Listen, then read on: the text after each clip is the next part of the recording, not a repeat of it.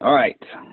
So for the editor, this is going to be Sarah Binger, and the date is Monday, February 24th, 2020. The title of this podcast is going to be Best Bookkeeping Practices for Entrepreneurs. I like the title, by the way. So, Excellent. All right, let's create a little pause here. All right, welcome everybody to this week's edition, the Business Doctor Podcast. My name is John Pyre, and I'm your host. And they do call me the Business Doctor because I built a lot of companies and I've helped a lot of businesses, and people come to me with problems, just like you would go to the doctor's office with a problem, and about 85% of the problems I could solve. And then you have that 15% where I bring in a specialist like our guest today, Sarah Binger. So let me introduce Sarah. Sarah, say hi real quick, and then I'm going to introduce you real quick. Hey, everyone. Good to see, virtually see y'all. And there you go. So Sarah Binger, her mission is to help small and medium-sized business owners make the world a better place for their customers, loved ones, and themselves by offering cloud-based digital bookkeeping services. Basically, this means that she can be anywhere with a secure internet connection, and you can be anywhere too, and both of you still have a beautiful partnership. And so I will say this before I get into it, Sarah, tell us a little bit more about yourself and what you're passionate about, and maybe a couple of personal things. Sure. So I am two things I never thought I'd say. One, I live in Las Vegas, and two, I work in the finance industry. But lo and behold, I live in Las Vegas right now, have for about 2 years. And when I moved here, I decided to start a bookkeeping business. Prior to that, I was doing virtual assisting and several other little side hustles, basically, that was not very strategic, although it was very entrepreneurial. So when I moved to Vegas, I decided I need to get strategic. So I got into bookkeeping, got certified, did the classes and all of that, and decided to focus in on that. Prior to that, like I said, I was doing virtual assisting. The thing that got me out of corporate America and into entrepreneurship was about 6.5 years ago. I hiked the Appalachian Trail, which takes 6 months, 2,000 miles in the woods. And I love being outdoors. Okay. If I'm not in front of my computer working on a spreadsheet, I'm usually outdoors. So that's what started my entrepreneurial career, was going and living in the woods for 6 months and coming home and saying, oh, I don't think I'm ready to be a W-2 again. So that's how that worked. That's typically how it starts. Is most people are a W-2 employee, and they've been doing it for many, many years, and then all of a sudden they have a taste of freedom and what it would be like Yes. to actually own a business. That's no and good. They go, man, I like that. And so, so tell me about the early days. What was it like? Did you bootstrap the business? Did you get it started with a loan? I mean, how did you get started? So when I decided to start the bookkeeping business, I said, what can I do that doesn't have a high overhead? So I thought that needs to be remote. So I need to have a home office also, because I tended to, at that point in time, move around quite a bit. I actually had 4 addresses all within the Las Vegas area last year. So wherever I am, I need to be able to keep my business going. So it had to be remote. It had to be home-based, had to be digital. And that is kind of how I landed on bookkeeping, was when I was doing virtual assisting. One of the things that I would be asked to do sometimes is, can you set up my QuickBooks? Can you do my spreadsheets? Can you figure this out? And I'd be like, sure, that's what YouTube videos are for. And I would go do them. Thankfully, I did them correctly. Woohoo! That's when, so when I decided to become a bookkeeper, I was like, okay, Sure. I got to get legit. I got to get the classes and the certifications and all that good stuff. But yeah, I was very strategic from the standpoint of saying, I need to do this in a way that I can afford with cash, and that's going to move me forward. Even if that means it's not I may not jump from $0 to, $100,000 in 3 months. who does that anyways, typically with entrepreneurial. Some people do, but I thought I want to build my business slowly because this is going to be a long-term Sure. thing. Got it. And so you went from being a virtual assistant, so you already had a lot of experience being virtually with your clients anyway. And so what made the I did. transition to go from being a virtual assistant to bookkeeping? That's kind of like you're going from lots of different problems that you help your clients with to more analytical type work. I didn't realize necessarily that I was being so strategic at that moment, but looking back now that you've said it like that, I'm honing in on a specific problem. And that's really what an entrepreneur should do, is say, what's the pain point that I'm willing to solve for my customers? And Mm-hmm. so when I was looking at the breadth of everything that I was doing, whether that was scheduling or data entry or bookkeeping or whatever the million other things that I did as a virtual assistant, I didn't really enjoy it because I was spending so much time trying to figure out what the next thing was needing to be. And I thought Mm-hmm. I want to make something that I'm able to process and put procedure to and really dive deep with my clients and customers. And so when I looked back, I went, everybody needs a bookkeeper.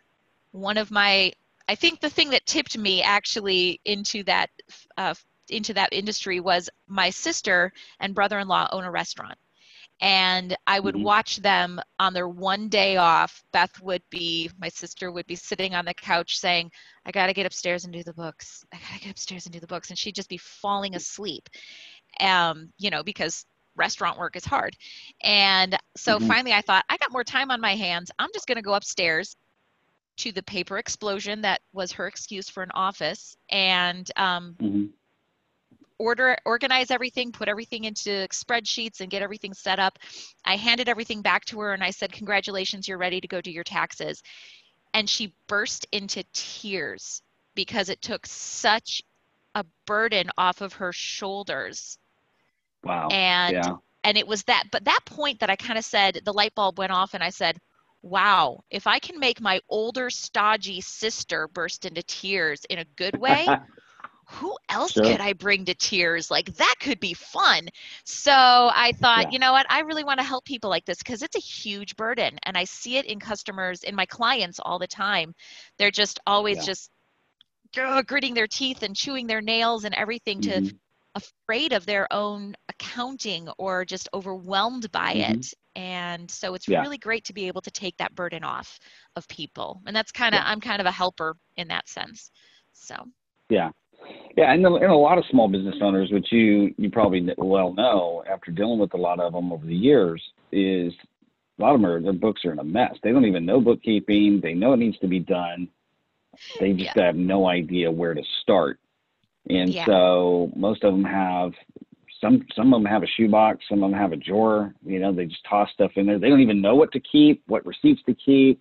They don't Absolutely. know a lot of different things. And so one of the things that I learned early on is if you are doing $50,000 a year or more in revenue and you go through an audit and the auditor finds out that you're not using a bookkeeper, that auditor will tend to go deeper into your books because they're not being done correctly. And so when you take on a brand new client, where do you normally start with that person?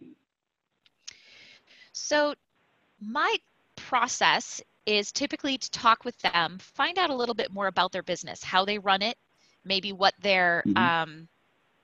what their process is. And so often I find out what their process is not, Mm-hmm. because that's most of us don't get into business to be, we want to get into business to do what we love to do, right? Whether that's painting houses or whatever. We don't necessarily get into business in order to do our books or to create a policy and procedure for something.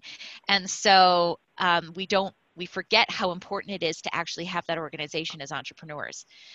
So I usually try to figure out what their organization level is. both in their accounting as well as in their like marketing strategy and their onboarding process and things like that.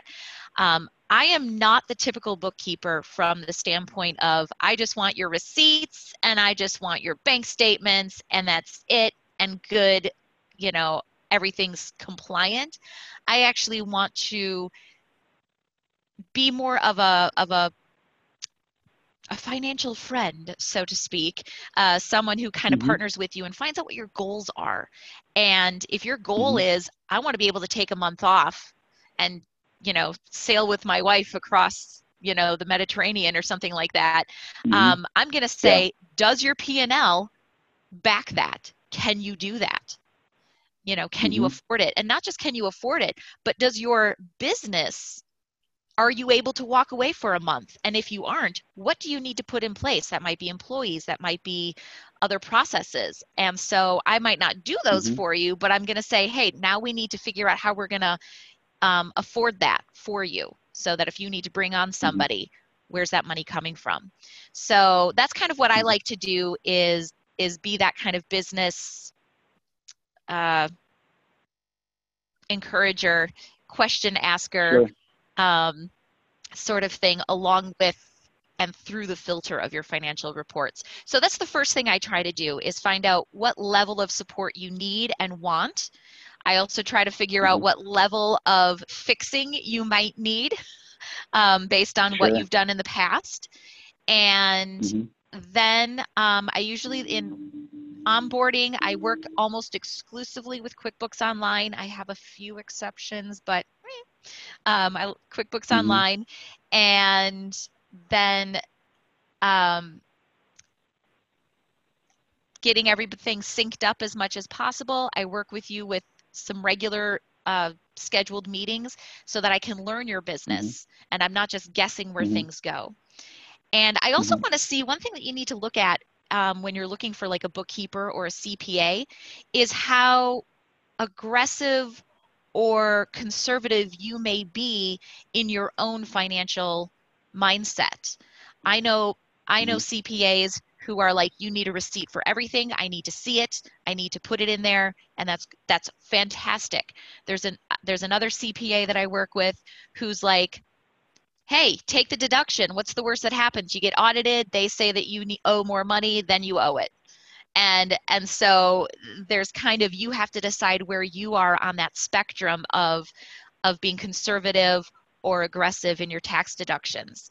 I tend to fall Yeah. a little bit more towards the conservative side. That's just where I am. Um, Sure. and so that's one thing to look for is what you like in your business.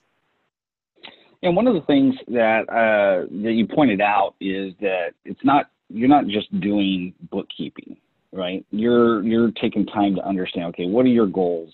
Where do you want to be in your business? It goes back to when you first started your business, and kind of if we can go back there for just a minute, when you first decided that you were going to start a business. One of the things that you pointed out, which a mentor of mine, Steve Malpaton, said this one time. I had already built my company to well over a six-figure income and got stuck. And so I hired him as my mentor, and we basically ripped the business apart. And one of the things that he taught me is we need to design the life that you want first, and then we need to build a business that will support that lifestyle. And one of the things you mentioned, you wanted a remote office. You wanted to be able to do your business wherever you're at and be able to do it securely because you're obviously dealing with people's finances and Mm-hmm. sensitive information. And so, so when you look back at, okay, that in original intention of this is the kind of company and this is the kind of business I want, what has that been like to achieve that? So I did a lot of research to Mm-hmm. find, I didn't want to just go get a weekend bookkeeping certificate. I wanted something that was going to be much more robust, mostly just my own confidence level. I Sure. I need for me to hang my shingle out and say I'm an expert, I need more than just being able to say I watched YouTube videos. I actually have a life coaching certificate from several years ago. And so when I decided to get that, I went the 3-year master's level route. I did not go for the 6-hour Saturday workshop. Now I give you a piece of paper, congratulations, you're a life coach. So I went through an ICF accredited program. And so I did a lot of research to see who would be legit, who has great reviews, to find that information. How could I get mentorship as I'm starting out? Okay, great. Now, when I have questions, when somebody says, how do I depreciate this to my tax benefit? Okay, I need a CPA who I can call up and say, I'm not quite sure about this. Let me ask you. So I set that up. As far as being able to work remotely and securely, that was a big concern of mine, because working in healthcare, I'm very HIPAA regulated. And so I said, everything needs to be very confidential and secure. And so I actually have a friend who used to be a professor for cybersecurity at a college. And so I called him up and I said, what do I need to do to make sure that I am always secure? And he gave me his recommendations for antivirus, anti-malware, ransomware, always use a VPN. So he gave me a lot of recommendations for that, and apps to make sure that I'm integrated and accessible, but still secure. So. So one of the things I wanted to point out to all of you entrepreneurs out there listening to this podcast is, one of the things I want you to notice of what Sarah did is you've operated in your zone of expertise, and where you lacked an expertise, you went out and got the training. You went out and found and sought out the mentor, the person that's an expert in that area, and you asked the right questions, learned the right skill, gained all the stuff that you needed in order to succeed in the area of your business that you wanted to succeed in. But I would imagine you probably still don't want to become a CPA. You probably don't want to become a marketing or sales expert, but you have resources that you can bring to the table for your clients when they have those types of problems. And one of the things I wanted to point out to everybody is, one of the big secrets to growing your business, one of the big secrets I've used, I've now built 7 companies, 3 multi-million-dollar companies from scratch. And one of the things I've learned, even in my current business, the deeper I can take each one of those client relationships, the more referrals that I'm going to get, the longer I can keep the customer. Because it's like one of my mentors taught me this a long, long time ago. It's like, it's not about how much you get paid today off the customer or this month off the customer. It's, are you still getting paid 5 and 10 years from now from the same customer? And you only get that when you focus on the relationship and how you can actually help that business owner. And so what I'm getting from you is, bookkeeping has become the area that you have got the certifications in, that you're great at, you enjoy doing, you enjoy seeing that aha moment on their face, and the tears of joy that they experience when they get it all together. I love making people cry. But at the same time, helping them with other problems, and that creates a really good long-term sustaining business model. So let me shift gears on you real quick. So if you look at your overall client base, and you look at the ones that I would call them a wow client.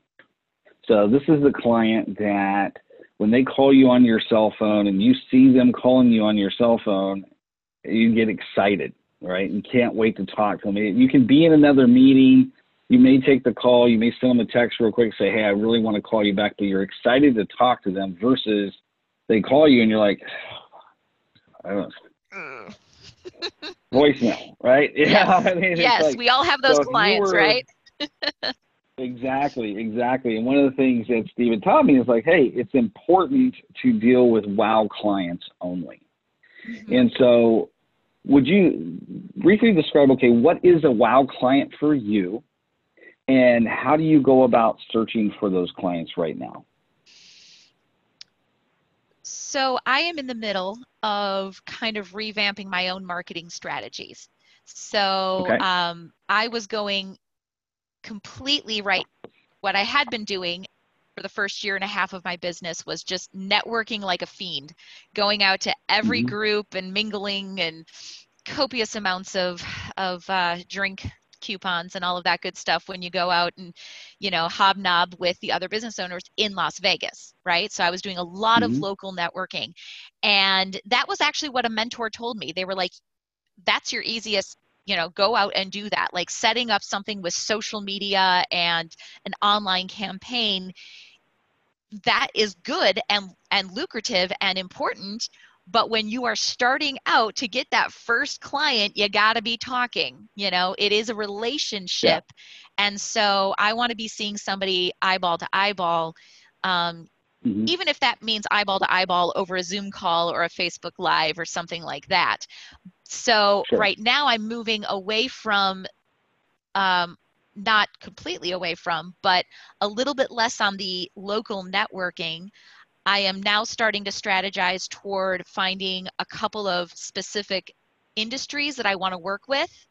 And then I'm Mm-hmm. going to strategize on how to get in front of those specific industries. And I'm kind of leaning toward, since I have a healthcare background, leaning toward like private practices. I love working with mental health Mm-hmm. providers and counselors and coaches and Sure. that kind of good stuff. But as a Mm-hmm. wow client, the person, my absolute favorite client right now is, I probably like her because she's a lot like me. She is a go-getter. She loves communication, but she's efficient as well. She doesn't just get on the phone and talk about her kids. And I mean, I know about her kids and her family, but and that's important too. But I also, she kind of gets down to the point of like, I've got these questions, and she's not afraid to ask questions, and she's not afraid to like look in her QuickBooks and say, um, oh, hey, I noticed that this needs to get tweaked, or why did you put this here? And then I explain, and she learns, right? One of the two. Either I need to change or she needs to change, tweak, kind of how we're looking at Mm-hmm. something. And so it's a really great collaborative relationship. And I like Mm-hmm. it because when I talk to people and I say, what do you need in a bookkeeper? And they're like, oh, I want someone who's timely. I want someone who's organized. I want someone who's, driven and going to learn it. I want someone who's communicative. I mean, those are the things that I get most of the time, right? And who wouldn't want someone Mm-hmm. like that? Well, I Sure. usually, in a perfect world, this is what I'd like to do. I always want to turn the tables and go, great. Are you all those things?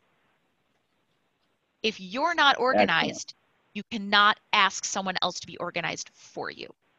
You can Yeah. ask someone to help you become organized with you, but Mm-hmm. someone else being organized is only as good as you are organized. And I Mm-hmm. can only communicate to you as much as you communicate back to me. And Mm-hmm. so I am looking for that reciprocal relationship. Whatever you're looking for in a bookkeeper is what you need to be, Mm-hmm. which is kind of going back to that Mm-hmm. relationship that you were talking about, and saying building that relationship really comes down to, are you do you do business like I do business? Can we work together well? And, Mm-hmm. I'm a little gregarious, I'm a little smiley, I'm kind of an extrovert, I'm a Mm-hmm. little weird like that as a bookkeeper. Not everyone's going to jive with that. Yeah. And some people want that stoic, and that's awesome. I'm not your girl. Mm-hmm. And I have Yeah. bookkeepers that I can say, this is who you want to work with. But if you want someone who's bubbly, hopefully not too bubbly, um, Mm-hmm. then I might be the person you want to work with. So it's personality, it's mindset, Mm-hmm. it's conservative versus aggressive, it's looking at how you do business and finding someone who does business in a like manner. Mm-hmm. That was probably And more than you so needed to know. no, every the thing I like about dealing with business owners, and I deal with companies all over the country all kinds of different businesses. My personality is I like the variety, right? So, um, people have told me I've built 4 IT managed service companies. I've built 2 massive coaching and consulting and speaking companies. I've helped a lot of people in those 2 spaces really succeed. And so when early on in my business, I went to Steve and I said, hey, what do you think about, I really should probably do a couple of different verticals. And his response to me was, you know what? If you were any other type of personality, you probably would enjoy that. But because of your personality type, high D, high driver personality, high I people contacts personality, the amount of change that you need, you're not going to get by being vertical. Now, other people that are high S, high C personalities, it's perfect for them. Having a couple of verticals that they can specialize in warms their heart and that sort of thing. So I think it really is as you go down the road of being a business owner, you go down the journey of interacting with clients, you start to learn what it is that you like. You start to learn what it is that you don't like. Like the current business that I have right now, when I started it in 2012, I thought, okay, I have a great background in sales. I know exactly what to do. I'm going to train salespeople. And I would go and do a front of the room talk. I did probably 1,000 of those talks over a 4-year period of time, and discovered that I'm very good at it. I love going and doing that. But what I don't like is a lot of excuses. And I got tired of salespeople making excuses about why they couldn't get a result because there was no vested interest in the success of the actual business. And so somebody said to me, hey, you should coach business owners. I'm like, I don't want to do that. And they go, why? You built a lot of good companies. I'm like, yeah, but it's a lot of work building a business. They said, no, you just tell them what to do. I'm like, I can do that. And so the point is I'm trying to make is you can't train experience in a business. And so you kind of, when you're first starting out, it's like, okay, I have this vision of what my business is going to look like. I have this vision of what my great client's going to look like. But one of the things I've learned is you need to really evaluate it at least twice a year minimum on who your perfect client is and clean house and get rid of the clients that are no longer a fit and that way you're opening up, you're creating the space to draw and attract the clients that are a better fit. And you may have found this just like every client that I've shared this with is like, you end up making a lot more money. You end up being a lot more happier and enjoying the journey because it's not about the destination. The destination is the journey when you think about it. And so when thank you. And so let's talk about the importance in a business's bookkeeping. Why is it so important to separate personal from business expenses? Great question, and why do most business owners do not do that? I do not know the answer to why most business owners do not do that. I think mostly because when you first start a business, you don't have all your ducks in a row. You're just like, oh yeah, no, I could make a little money doing this. And it kind of blossoms and grows organically, which means, yeah, you're putting stuff in your own personal bank account. You're using a personal credit card. Yeah, whatever. It's a little loosey-goosey, which is fine when you're just starting out. But if you allow yourself to stay that way, there's something called piercing the veil. And it's a legal term that basically, even if you're a LLC, a limited liability company, and this is not my area of expertise, I'm not giving legal advice, just know that right off the bat. Sure. There we go, disclaimer. But with piercing the veil, if someone, a client or someone like that were to sue you, were to take legal action against you, you would say, oh, I'm an LLC, I'm protected. But if they start looking at your bank accounts and they start seeing all of your personal, childcare is getting taken out of your business account, and oh, that training that you sent an employee to got taken out of your personal account, all of those things, you are basically piercing the veil that is between your business and your personal. And what precedent has been Yeah. set is that now they can come after all of your assets, including Mm-hmm. your home, personal bank accounts, your personal credit cards, whatever that is. They can come after Mm-hmm. that because you're using it as your business. So they can come after that. Mm-hmm. And so that's the big reason I think it's very important to separate personal and business.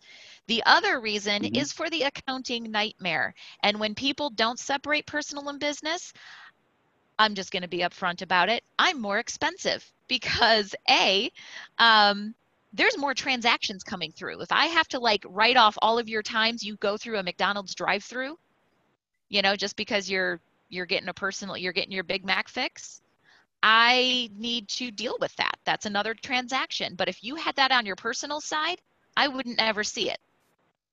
Mm-hmm. And so it just creates more of an accounting nightmare to separate things. Is that Mm-hmm. Walmart purchase? Yeah.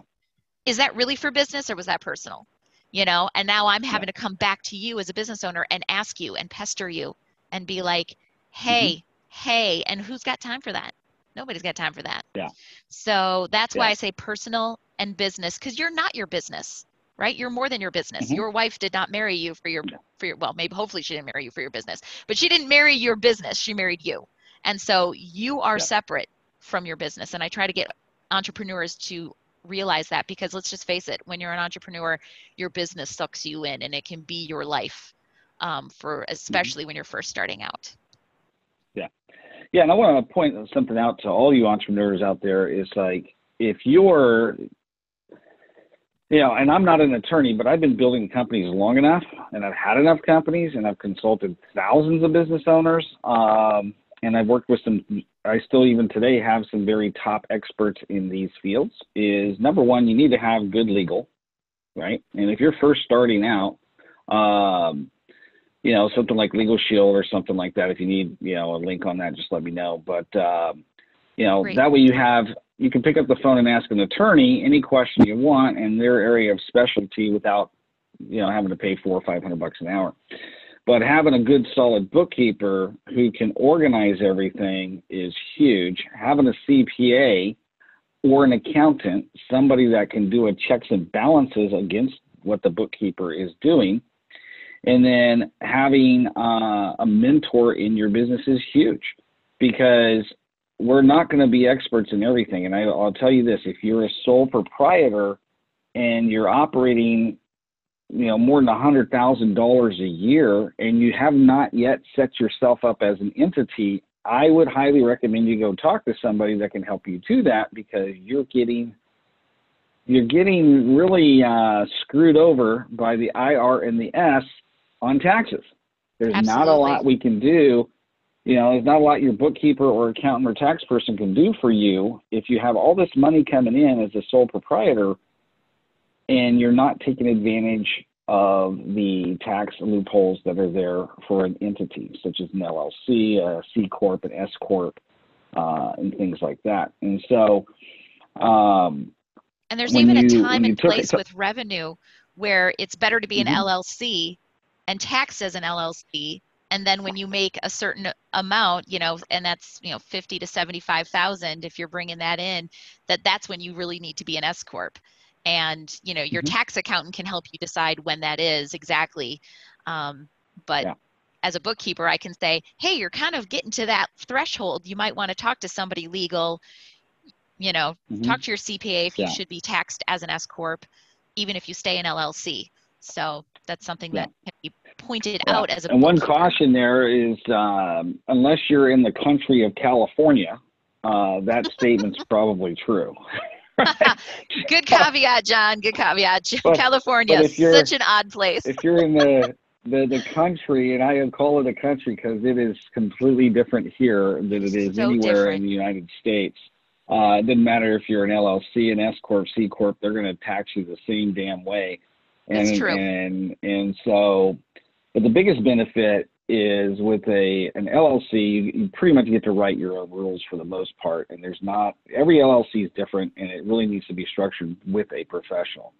Yes. S corps and C corps there's a lot of case law. There's a lot of precedent set on what you can and cannot do. There's a lot of legal liability. There's a lot of criminal liability associated with those corporations. And like I said, if you're in the country of California, there is an expense. Whether you're an LLC corporation, they don't really care. They're going to charge you $800 a year regardless.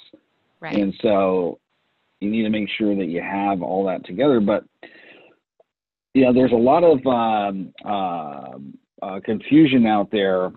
We talk to one tax person, you talk to another tax person. It's like, okay, you need to keep all your receipts. No, you just need your bank account. So as a bookkeeper, what do you recommend if somebody keeps their receipts, which they should? What do you recommend they write on that receipt? How does that receipt become a legal tax deduction?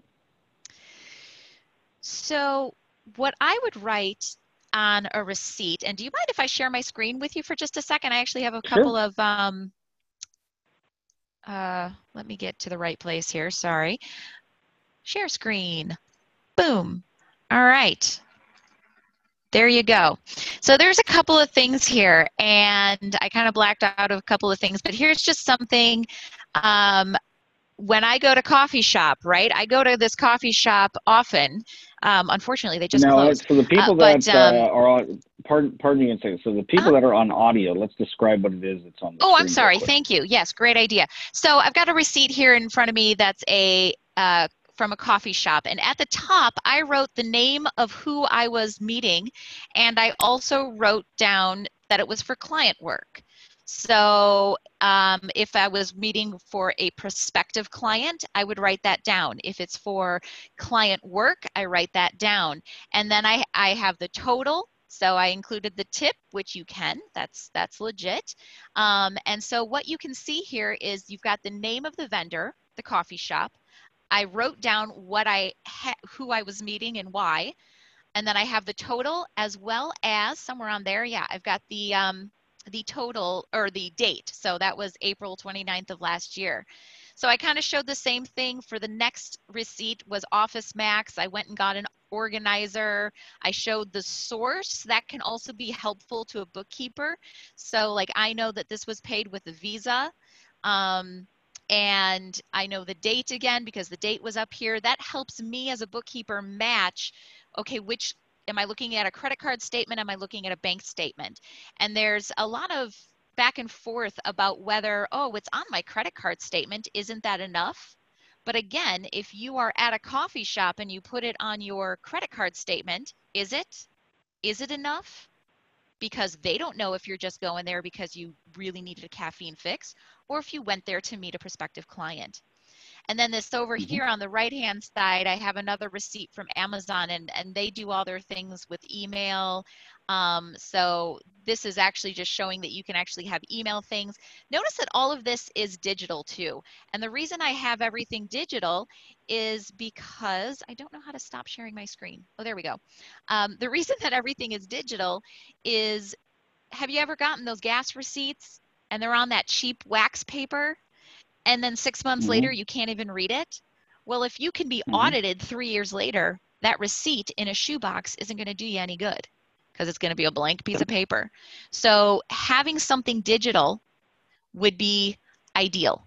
And the things that you want to have on those receipts are the date that you purchased it, the vendor, the amount, and then the reason for it, so that when you do some of those places that you're, a grocery store, I work with real estate agents and they're always going to the dollar store or to the grocery store because they do a lot of open houses.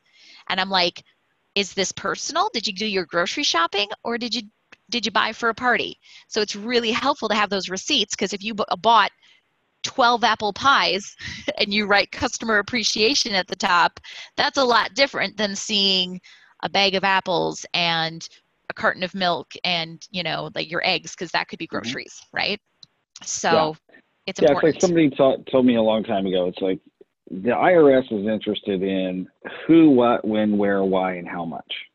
As long as you have that, on a receipt, then it's a legal tax deduction. Now, I'm pretty sure I'm right about this, but check with your tax professional. But you really you can either have the receipts or the bank statement. Here's the reason receipts are so important. Your cost for bookkeeping will be dramatically lower if you have receipts versus just the statement. So if your bookkeeper has to come back to you and you don't have receipts, and she goes, you know what? We got this statement. There's 75 transactions on here, and you need to go in here and code all of them. And here's all the things that you need to code them to. So you're doing a lot of the work yourself as an entrepreneur. But if you don't do that, now there's a lot more dialogue back and forth with the bookkeeper. Whereas if you have the receipt, everything is on there. It can be inputted correctly because it's only as good as the information. Your financials are only going to be as good as the data that you put in there. And so I'll give you an example. I had a client of mine, because I review all of my clients' financials with them at the end of every month. And so I'm sitting around talking to the client, and I noticed this expense of $2,300. And when I did the 1 year comparison before, I mean, there was really nothing there, very little there over the last year at the same period of time. And so as I dug into that, come to find out it was coded incorrectly.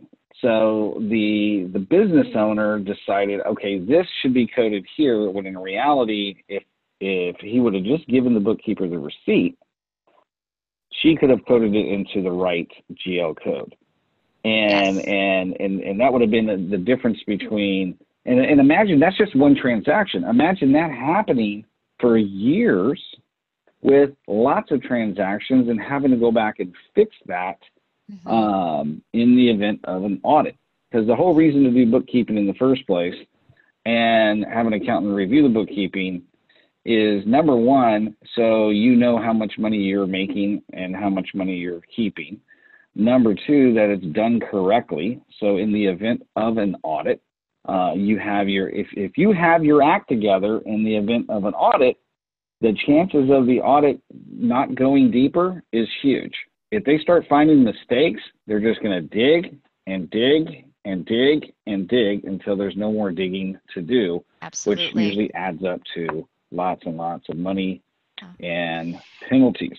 Yeah. And so, John, if I could interject here, that's one reason that I like to take an active interest, not just be the bookkeeper that here's the receipts or here's not the receipts, and I'm just going to guess on everything.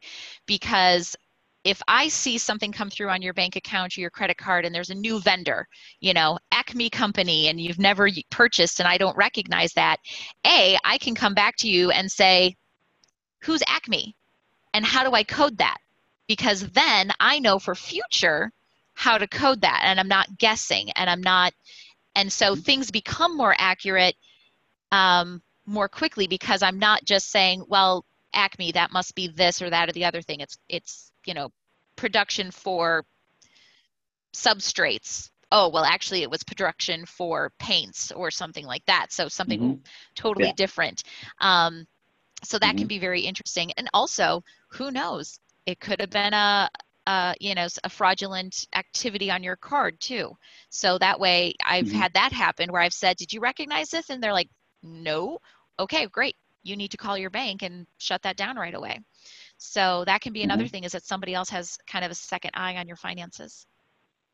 Creates checks and balances for sure. And the other thing I really like about bookkeeping, you probably have had your clients share this, is without a good, solid bookkeeper, see, anybody, and the thing I like about you and the way you've structured your business is you're not just, like, you can go and watch a YouTube video and go and get a bunch of certs to become a bookkeeper.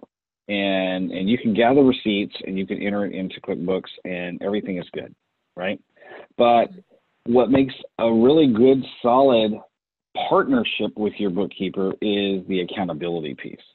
The ability for that bookkeeper to say, hey, by the way, you really should not be doing it this way. And I talked to you about it last month, and I talked to you about the month before, And I just want you to know that you really can't do it this way. Okay, it's not legal, number one. Number two, my job is to protect you. And that, in talking to you prior to this call even starting, what is the accountability? You mentioned that you hold your clients accountable. How do you go about doing that? So I have a process set up Okay. where certain dates on each month, like I'll send out a reminder near the end of the month. Hey, we're coming to the end of the month. I'm going to start reconciling. Watch out, people. So I need you to upload those receipts to me. I need you to do X, Y, or Z, whatever it is that needs to happen with that client, so that I can reconcile. And if I can train them a little bit to be that communicative, and it doesn't need to be this lengthy thing, it's writing on top of the receipt, it's remembering to take a picture, it's those kind of things that they can do to just make it simpler. Then the next thing I do is I have I do the reconciliation, and before I actually reconcile their bank statement, if there are questions, I send them those questions. Hey, I don't recognize this. I don't know what this is. Please let me know. Then after I reconcile, I create the reports for them. And depending on which basically level you wish to have support at, quarterly, monthly, I'll put together your balance sheet, your profit and loss, and your cash flow statement. And I actually do a little video summary to send to you to say, hey, here's what I'm seeing. And I might actually open up in, something. So if I see something in training that, like you said, something should go in ongoing education. And I was like, actually, should we put it in this instead? And I'm going to ask you those things. Or if I see expenses that I think could be pared down, hey, I think you're spending way too much on this payroll company. I have a suggestion for you. Then you can set up a one-on-one meeting with me and we'll go more in depth on those things. So you can either choose to just take that video summary and run with it. If you're awesome at reading and interpreting and analyzing your P&L statement, fantabulous. If you're like, all those numbers just start running together, then let's talk through it. And that's part of that business partnership that I was, kind of referring to is helping you to understand where you are financially, so that you can make better business decisions and better personal decisions based on how much money you can take out of your business and from your, Yeah. It's why we're in business, right? Is to Yeah. live. Yeah. One of the things I want to point out to everybody is, as an entrepreneur, if you go back and listen to the earlier parts of this recording, you'll notice a common theme that Sarah has continued to mention throughout today's conversation, and that is process, procedure. Process, procedure. Bookkeeping is a process. It's a procedure. And being able to go to somebody like Sarah, highly recommend you go to Sarah. She can help you put together that process and that procedure that you can be consistent with. Because it's not this big insurmountable obstacle. But if you're going to stay in business for any length of time, you're going to have your act together here. I don't like to do bookkeeping. I don't want to do bookkeeping at all. And I would rather have somebody else do it. And so make sure that the bookkeeper that you're talking to is process and procedure driven, that they have some accountability in place, that they have a clear understanding of your business and can bring ideas and resources to the table, because they are the ones that have the most intimate knowledge about what's really going on in your business. Like I said, you don't want just a bookkeeper to just put together the numbers and input the data. You want somebody to bring some resources, some ideas, some strategies to the table. And so one of my clients who I started working with many, many years ago, who now does well over $1 million a year in revenue in bookkeeping and accounting services, has a whole team. One of the things that we added, and something that I'm pretty sure you either already have or I'm giving you an idea right now, is a monthly or quarterly sit down with that client and say, hey, you know what, talk to me about your business. What has been the successes over this last month or quarter? What has been the biggest challenges that you have? Let's look at your financials and where your goals are, and really helping them. And they'll pay you a whole lot more money for doing that. And that's And actually so, one of the things I have set up is if you want just mhm, compliance bookkeeping, I can do that. If you want compliance bookkeeping with a little bit of, here's the quarterly reporting and here's the video summary, awesome. mhm, If you want unlimited support where we're going to sit down, most likely virtually, but we're going to sit down like this and go through things. We can share screens, we can look at goals. So it's kind of the tiered approach depending on where yeah. you're at, what you want, that kind of Mhm. thing. I love it. Absolutely love it. I mean, that's the reason why I wanted to interview you is you've got a good, solid model in place. And so as we close, how do people reach out to you? What's the best way for them to connect with you? So I would say either email, which is Sarah, Sarah, at dreambuilderbookkeeper.com. So Dream Builder Bookkeeper. It's a really long, but it's really easy to spell. 2 O's, 2 K's, 2 E's. So Sarah at dreambuilderbookkeeper.com. That's also my website, dreambuilderbookkeeper.com. Or you can just give me a call. Give me a holler. That's how we start every conversation is I love to be able to sit down with you and really learn about your business, find out what your needs are. I actually just finished up a prospective client a couple minutes before I got on this phone call or on this podcast. And it's a free consultation. As soon as I get off the phone here, he hasn't even hired me yet, but I'm going to send him a referral because he needs to look into whether he wants to change merchant services. So I was like, hey, I've got a great person for you to talk with. Let me send that to you. So I want to be able to to give value up front. If I hear something, hire me or not, I'll send you a warm referral to somebody who I know. So that phone number, here we go, get your pencils, 541-525-0380. Again, it's 541. Even though I live in Las Vegas, I know it's an Oregon zip code or area code. Don't worry about it. 541-580, no, 541-525-0380.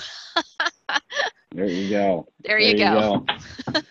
Fantastic. So I'm on your site right now, and so I highly recommend all of you go to dreambuilderbookkeeper.com/contact. Put your information in there. Connect with Sarah.